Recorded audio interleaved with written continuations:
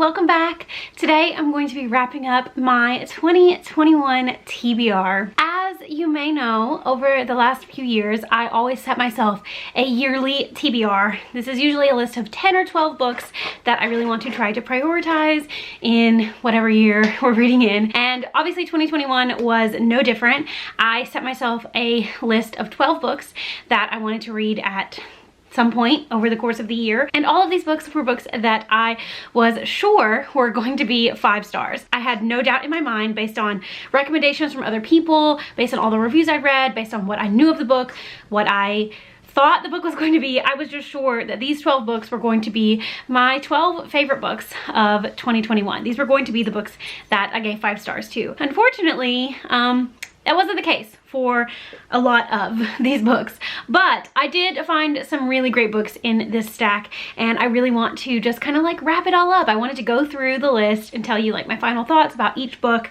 where it kind of fell in terms of favorite, least favorite, whatever. So I decided to do that by ranking them in order of my least favorite to most favorite. Not a lot of these, actually probably only one of these is going to show up on my favorite books of 2021. So this list is not going to be super redundant because you won't be hearing me talk about these books again in a couple of days. I did want to just kind of like wrap up the entire like 5-star predictions process, because for the first time I think ever, I actually almost basically completed a 5-star predictions list. So without further ado, let's go ahead and jump right in. Now, I did say that I almost completed the list because there was one book on my 2021 TBR that I didn't read. And it wasn't because I didn't want to read it or because I didn't think I was going to love it.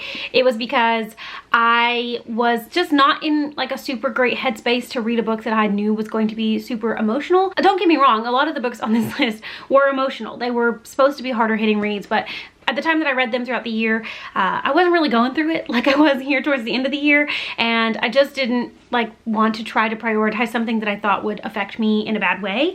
And so number 12 on my list, the book that I didn't even really attempt to read, is The Kite Runner by Khaled Hosseini. This was on my 2021 TBR because my sister-in-law recommended it to me and said that I absolutely had to read it. It's like her favorite book or one of her favorite books, and I do still want to read it, but I was kind of trying to like get through the list right at the end of the year. I still had a few books on the list that I needed to read, and I tried to pick this one up in, I think, October, November, December, sometime around in there, and I read like the first 2 chapters and I just knew immediately that it was going to be a little bit too hard for me to read, and so I decided to put it down. I'm not DNFing it, I'm not like getting rid of it or anything. I'm definitely going to keep it on my shelves, and I am going to try to read it in 2022. I just didn't want to try to like force myself through it and either not enjoy it as much as I think it deserves, or put myself into a reading slump, or just make myself like super sad. So this one is number 12 on my list, but it's kind of like not really on the list because I didn't really even read it. Another book that I didn't really read but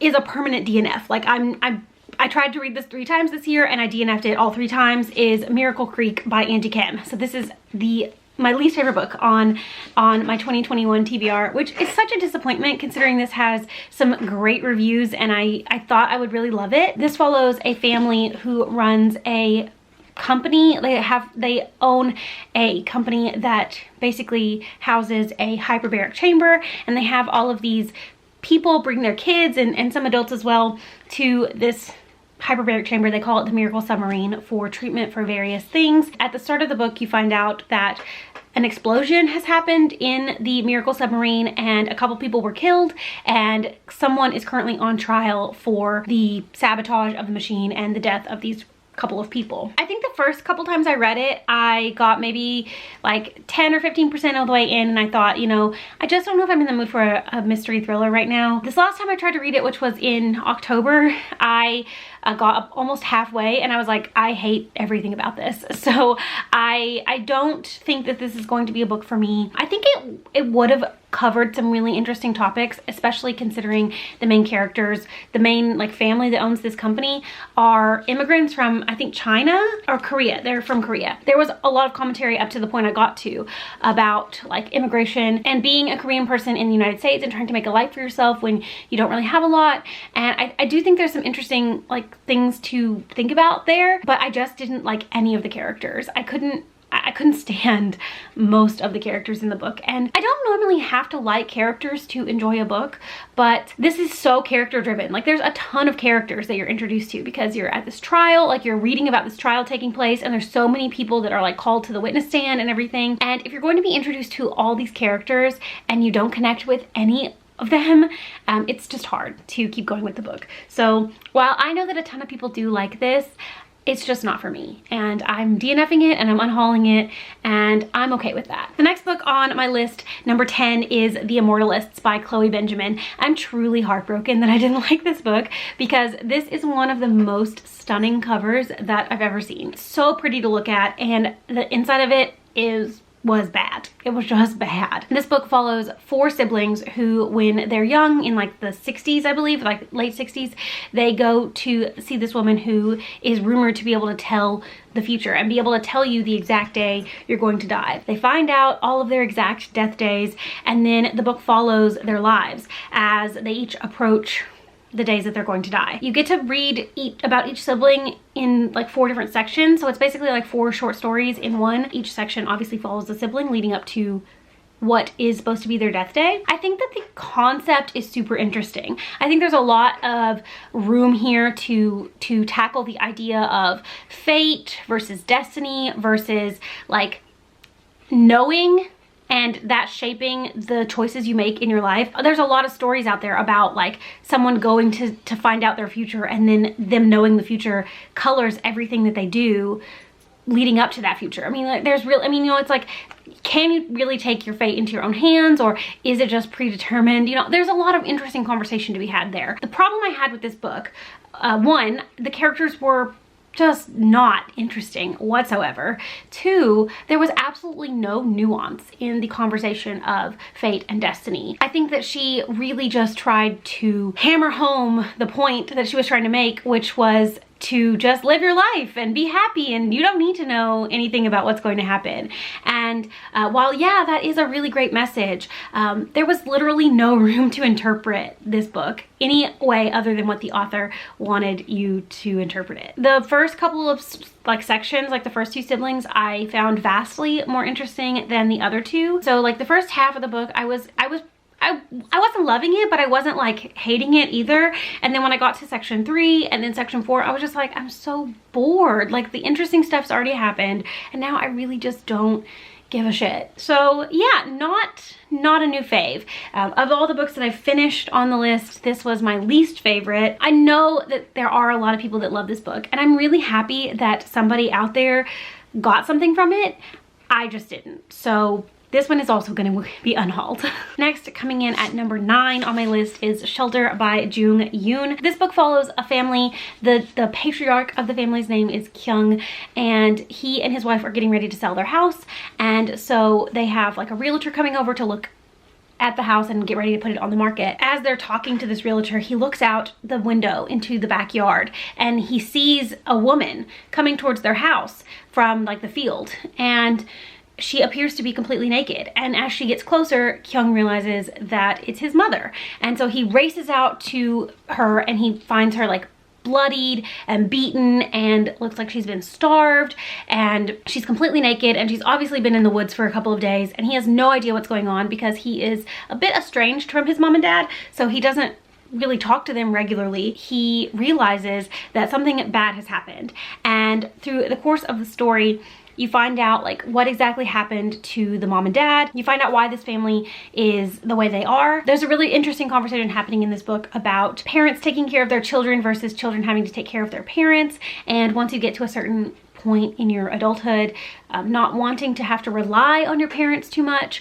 And I think that there are a lot of interesting things happening in this book, and it is a bit of a mystery. It's like a literary mystery because you definitely want to know how they got themselves into that situation. I did think it was really engaging. Like I was super invested. I wanted to know how everything was going to turn out, but unfortunately it did kind of let me down again. And I don't understand why. I read a lot of books that are like this year, but the characters just irritated me to no end. The main character is just the worst, and I wasn't rooting for him. Like I really could care less about him. I don't know, there was not a lot of redeemable elements to this story. I thought the slow reveal of what exactly happened to his parents was really interesting, and that was literally the only thing that kept me reading, because you would only get tidbits of it every little bit you kind of like see, and then when you finally get the full story towards the end, it is really, I don't want to say satisfying, but it was nice to find out exactly what happened, considering you've like built up this tension and suspense. And that was another thing that I did enjoy about the story, was that the tension was done really well. Like, there were moments where I really had to like put the book down and take a deep breath, because it was getting so tense between the characters and the situation. But ultimately, it just really hasn't stuck with me, and the only thing I kind of keep going back to is the fact that the main character was just awful. Like, he was a horrible man, and I didn't care about him at all. So yeah, another one that was just not a win that I was really hoping would be. Again, I see the value in the story and I understand why people love it. I just personally didn't. Number 8 on my list is one that I'm truly so sad is Down This Far. Actually, I'm just sad about this list in general, because it just wasn't, you know, it just didn't turn out how I wanted. But this book was one that I was positive I was going to love, because I've loved books by this author in the past, and I just knew that this was going to be just an interesting enough synopsis to keep me hooked. And that was Jane Unlimited by Kristen Cashore. This is a really interesting story because it is set at this mansion. This girl named Jane, her aunt dies, and she promised her aunt before her aunt died that if she ever got an invitation to go to this like mansion with this family, that she would take them up on it. At the beginning of the story, Jane gets invited to this mansion and she goes, and when she gets there, she's basically offered a series of choices. There's some mysteries going on, there's some people here that Jane wants to get to know, and each section follows a different path that Jane could have taken. I thought it was just a really cool concept, because each story, each section is a different genre. There's like a mystery, there's a thriller, there's a fantasy, there's like a gothic horror, there's like a sci-fi. There's a little bit of everything. So I was super excited to jump into this, and it really had me in the first half. Like, I was up to story 3 and I was like, this is going to be a 5-star read, like my favorite book of the year. I'm finally gonna have something great to come out of 2021. And then like the last half of it, the last like 40% or so, just whoop down. I've never been so disappointed in an ending of a book. I think the main problem with this book is that she did the more realistic stuff at the beginning, and then she got into like the fantasy, horror, sci-fi stuff at the end. And I think that if she had balanced that a little bit better, if we'd gotten the stories kind of interspersed a little bit differently, I would have been a little bit more invested. But because I really liked the first story, and then it abruptly changed to something else, and then it just kept getting weirder as the book went on, I just was super disappointed in it. I really loved the characters. It was absolutely my favorite part of this book, but the execution of the storylines, like the different choices she could make, just didn't do it for me, unfortunately. I think that Kristen Cashore is an absolutely amazing writer. She's so great, like I said, at crafting characters and concepts, and like she's really great at plot and story. It just didn't all come together for me here. I think that she had a really great idea and the execution just was off. I mean, it's not at the bottom of the list, like I did still like it, but this is probably the most disappointing book on my entire 2021 TBR, because I was just so convinced that I was going to love it. I should have known that I wouldn't, because it doesn't have the greatest reviews on Goodreads. It's probably one of the lowest rated books on my shelf, and I really just, I'm not usually the outlier. Like I want to be. Like, I want to be the girl that is like, you hated this book, but it's my favorite. I'm just not. A lot of the time, like the way it trends for me is that I usually typically agree with the masses, and I should have known that it wasn't going to be 100% great. But I mean, I guess I'd still recommend it. Like all of these books, there's an audience for these books. Like, there's somebody out here who absolutely loves this, and I'm glad for them. I just didn't, and I really wanted to. I really wanted to. Of all the books on the list, this is the one that I really wanted to love, and so it is probably my most disappointing read of the year. Next up, number 7 is Lovely War by Julie Berry. I just recently read this, so I talked about it in my November wrap up, but this is a historical fiction, kind of fantastical story.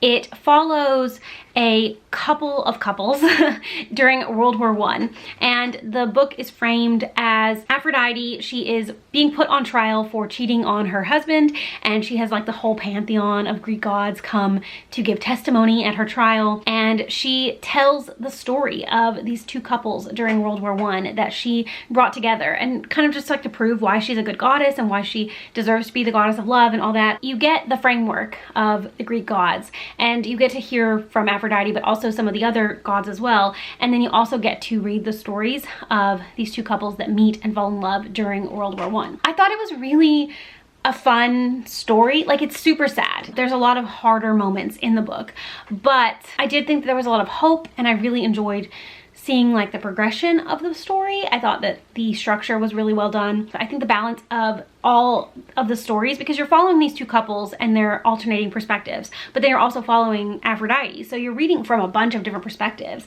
and I did think it was balanced really well. My problem was that I was really only invested in one of the couples in this book, and by about the 70% mark I also really wasn't invested in them. Like, I think it was too long. The issue I had with the book was that it was just a little bit overwritten and a little bit too long. I think if it had been edited down even like 100 pages, the story still could have been just as powerful without all of the extra like fluff and mumbo jumbo. I actually haven't read a ton of books set during World War I, so it was interesting to learn a little bit more about how the world was at that time. You're reading from some diverse perspectives throughout the book, and I did think that it was interesting to read about this experience through the lens of a bunch of different types of people. While I did like it, and I definitely would recommend it, and I would be interested to read more from Julie Berry in the future, this one just didn't really blow me away like I was hoping it would. Number 6 on my list, which is like basically the midway point, is Emma by Jane Austen. I've only ever read Pride and Prejudice by Jane Austen up to this point, and I love that book. It's one of my favorite classics,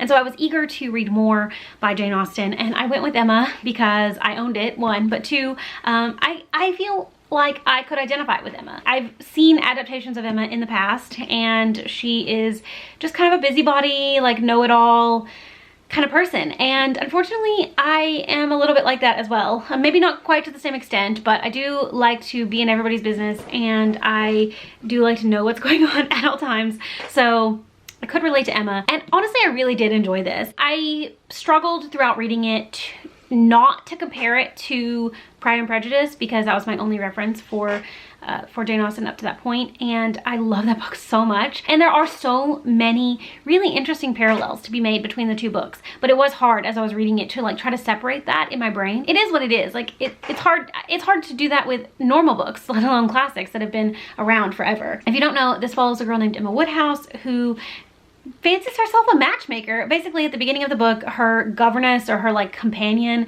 has recently gotten married, and it was thanks to her that she met her now husband. And then she befriends a couple of other people in the village where she and her father live, and she basically decides that she's going to set everybody up, and hijinks and craziness ensue. And honestly, like, I did really like it. Like, it was a ton of fun, and I do think that there is a lot of growth in Emma as a person as the story goes on, but the book itself is a little bit long. There's a lot going on here. There's so many characters that get introduced throughout the story that it was a little bit hard to keep up at times. And I think that there are, it's blasphemous to say, I know, but I think there are adaptations out there that cover this story in a more succinct way that are just as good. I mean, the book itself has so much value. Obviously, it's a classic. It has stood the test of time. People love it for a reason. I haven't watched it yet, but I need to. The new Emma adaptation that came out last year, I've heard is amazing. So I think that I'll probably just stick to consuming the story that way in the future. But I definitely really enjoyed this, and I would recommend it.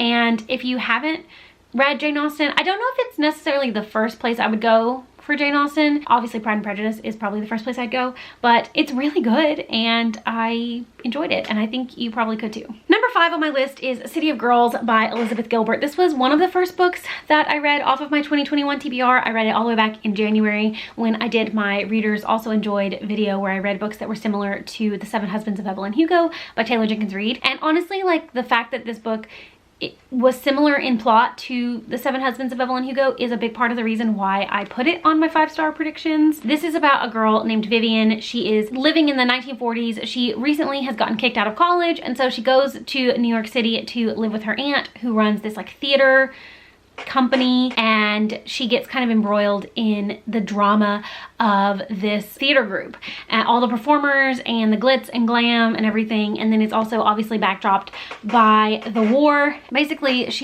Vivian is reflecting on her life. She is telling the story of her life to someone else, which is very similar to Evelyn Hugo, obviously. Evelyn Hugo is better in my opinion, but this was really good. I really enjoyed it. It was full of drama, twists and turns, not like in a thrilling sense, but just like so much happening. You get to meet so many characters, you see so much of Vivian's life, and I thought that it was really well executed. I enjoyed all of the side characters, especially Vivian's Aunt Peg. I think that she was just a really fun, interesting character. She was probably one of my favorite characters in the book. I would definitely recommend it. Like it is, you know, in my top 5 of my 2021 TBR, which admittedly probably isn't saying a ton because I didn't love a lot of the books, as I've already established, but I did really like it. And I read it back in January and it's basically stuck with me all year long. And I think that you could like it. If you liked Evelyn Hugo, you will like this book. Like there's just no doubt about it. So give it a go, and I hope you enjoy it as much as I did. Next up, number 4 on my list is another historical fiction book, and that is The Vanishing Half by Britt Bennett. This I added to my TBR because I read and loved The Mothers by Britt Bennett, and then this book came out and it was everywhere. Like people raving about it, getting so many solid reviews, and I had to give it a go. Obviously, like I knew I was going to read it when I first heard about it. Basically, this follows a set of twin sisters who grew up in this small town in Louisiana called Mallard, and the mentality of this town is that the lighter skinned you are, the better you are. And these girls are super light-skinned and almost white passing.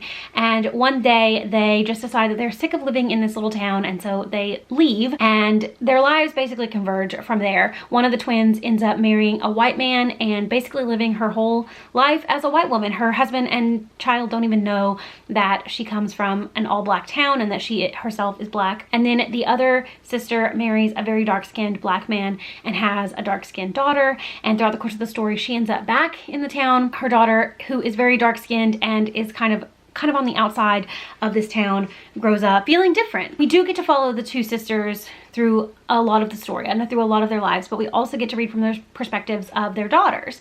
And so there's like this generational element to it. We also get to learn quite a bit about the girl's mother and father and like previous generations of their family. So it's very like family saga-esque, and I thought it was really, really good. I think that it had a lot of really interesting things to say about sisterhood and family and the importance of family, the struggles that each of the sisters had in regards to their identity, their skin color, their every being was super interesting. I really liked it. I think that Britt Bennett really like outdid herself in terms of quality and characters and writing. Like this book is better than The Mothers in my opinion, and I really liked The Mothers. I also really love books about sisters, and I think that this tackled a complicated sister relationship in a really interesting way, and it was really like not thrilling in the way that like a thriller is obviously, but seeing their lives like diverge and then come back together and then diverge again just was super interesting. Like I really enjoyed it, and I can't wait to read whatever Britt Bennett writes in the future because I know that she's only going to keep getting better. Number 3 on my list is Ninth House by Leigh Bardugo. Very high up book for something that I've been putting off for way too long. I love Leigh Bardugo's writing, and I have been wanting to read Ninth House ever since it came out. I actually think I pre-ordered or bought this book pretty soon after it came out back in I think 2019, and just got around to reading it this year. So bad on me for not prioritizing this book sooner because I ended up really loving it. This book follows a girl named Alex, or Galaxy Stern, and at the beginning of the book she is given the opportunity to go to Yale and join the Ninth House. She finds out that at Yale there are 8 secret societies, and they all kind of work with various types of magic, and the Ninth House basically oversees or controls the magic, makes sure that all these people are kind of kept in check. So she moves to Yale and she starts going to school, and she joins the Ninth House and she meets her mentor. His name is Darlington, and pretty early on we find out that Darlington has disappeared, and Alex thinks that something she did is what caused him to disappear. And so throughout the course of the story, we're not only leading up to the moment where Darlington disappears, but we're also like learning more about Alex and her journey to try to find Arlington, and I thought it was great. I cannot wait for book 2 because it leaves off on a huge cliffhanger, and I think that the series is only going to continue to get better. My only really like problem, I guess, with the book is the pacing is a little bit off, because in the prologue you find out that something bad has happened, and then you're like working your way towards that in both timelines, and you don't really get to that point where the prologue is until about 60% of the way into the book, so it takes a really long time. And that's what I wanted to know about. I wanted to know how we were going to get to where we started, and so I wish that it had gone a little bit faster, but overall, like, a solid read. I really loved it. I can't wait for book 2. We don't even have a title. We don't have a release date. We don't have anything like that, but I just know that it's going to be fantastic, and I'm really mad that I waited so long to read it, because obviously, like I said, I ended up absolutely loving it. Number 2 on my list is a book that kind of caught me by surprise with how much I enjoyed it. Like, I really, obviously, I thought it was going to be a 5-star read, and I was hoping it would be, but when I like finished it and I loved it as much as I did, I was shocked that I loved it as much as I did, and that is Normal People by Sally Rooney. I read this earlier this year for my Reading Only Millennial Fiction for a Month video, and I loved this book the most. Out of all the books that I read for that video, this was the one that I loved the most and connected to the most. It follows 2 characters named Connell and Marianne. Connell is like a sports guy, and he is super popular and well liked, and he just has a ton of friends, and Marianne is just kind of like the weird girl, kind of an outcast, and she and Connell form a kind of secret friendship in high school, and then end up going to the same university, and basically their roles switch, and Connell is like a small fish in a big pond, and Marianne makes a ton of friends, and their friendship and relationship goes on a journey throughout the course of the book, like ebbs and flows, like peaks and valleys, all the analogies you can make, their friendship goes through it. And throughout the course of the book, they are grappling with the fact that they have feelings for each other, but they can never like get the timing right. The thing that stuck out to me the most about this book was how easily I connected to the characters in the different parts of their lives. Like when Marianne was in high school and talking about how lonely she felt and how outside of the popularity she felt. I won't say I was like an outcast. I didn't have a ton of friends in high school, and I did often feel lonely and left out. So I really connected to her that way. But then when they get to university and Connell is really struggling with his mental health and with like how big the world is now that he's out of school and out of his small town, I also felt that. I don't know, just I connected with this book on such a deeper level than I even thought I would, that I ended up just loving it. Like, it was just such a great book. I know that it's kind of a polarizing read. I know there are people that loved it, and I know there are people that have hated it. I do understand like why people both love and hate it. Like, it's not like a book that's for everybody, but it was a book for me, and I'm really glad that I read it. And finally, my absolute favorite book off of my 2021 TBR, the very first book that I read in 2021, the first book that I tackled off of my 2021 TBR was Watch Over Me by Nina LaCour. It honestly feels like a lifetime ago that I read this book, because it was obviously like a whole year ago, but this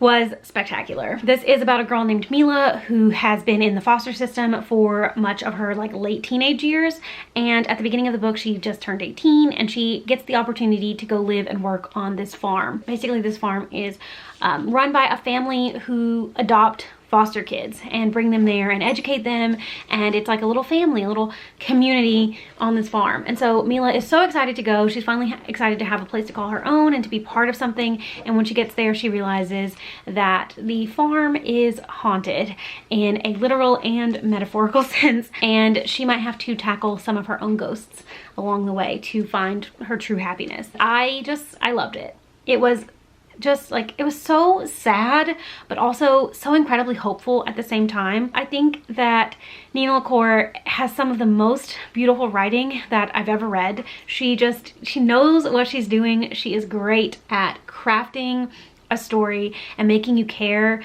about characters and their situation in such a short amount of time. This book is not very long. It's just over 200 pages, and I loved it. One of my favorite books of the year in general. I'm so glad that I read this. I read it on the recommendation of so many people who loved it in 2020, and I'm glad that I did that because it was absolutely amazing. And if you read any book that I talk about from this video, please let it beat this one because it was absolutely spectacular. So that is my 2021 TBR ranked from my worst to best book. Like I said, this is not a comprehensive list of my best books of 2021. That video is going to be coming in a few days, and I'm obviously going to be talking about other books besides these, mostly other books besides these, but I do really recommend, especially like my top 3 or 4 reads that I talked about, these just some really great books that I would love for you to also check out if you haven't already. Let me know down in the comments if you've read any of the books that I mentioned in this video and what you thought about them. Do you have similar or different opinions to me? I'd really love to know. Also, if you set a yearly TBR, how did you do? What was your favorite book off your TBR, or what was your favorite book of the year? I'd really love to know that as well. Thank you so much for watching. I hope you enjoyed this video, and I will see you again very soon. Bye!